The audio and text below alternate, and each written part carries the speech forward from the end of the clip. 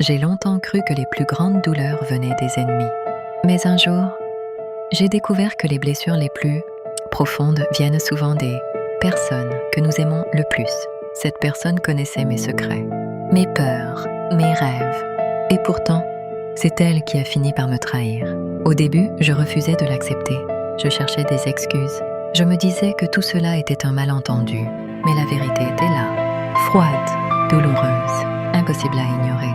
La personne en qui j'avais le plus confiance avait choisi de partir.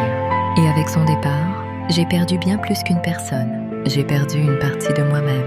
Les jours passaient, mais la douleur restait. Je souriais devant les autres. Mais une fois seule, je m'effondrais. Peu à peu, la solitude est devenue ma seule compagnie. Les nuits étaient longues, trop longues. Je regardais le plafond en me demandant pourquoi la vie était si injuste. Pourquoi certaines personnes pouvaient détruire un cœur et continuer à vivre, comme si de rien n'était. Et puis un soir, alors que je pensais avoir touché le fond, j'ai levé les yeux vers le ciel.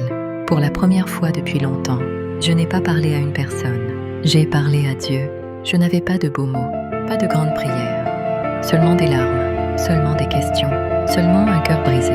Et dans le silence, j'ai compris quelque chose. Dieu n'était pas absent.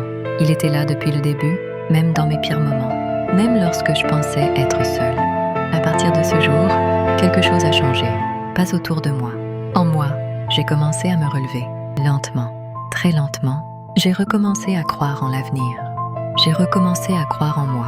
Chaque jour était une petite victoire. Chaque pas était une preuve que je pouvais survivre à ce qui voulait me détruire. Puis un jour, la vie m'a envoyé quelqu'un, pas pour combler un vide, mais pour marcher à mes côtés. Cette personne ne m'a pas sauvée. Elle m'a simplement montré que l'amour existe encore.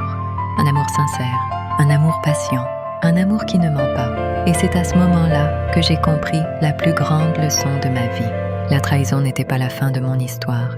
La perte n'était pas la fin de mon histoire. La solitude n'était pas la fin de mon histoire. Elles étaient simplement les chapitres qui me conduisaient vers quelque chose de plus grand. Aujourd'hui, je souris. Non pas parce que ma vie est parfaite, mais parce que j'ai trouvé la paix, j'ai trouvé la foi, j'ai trouvé l'amour. Et surtout, j'ai retrouvé la personne que j'étais destinée à devenir. Car parfois, les plus belles histoires commencent exactement là où nous pensions que tout était terminé.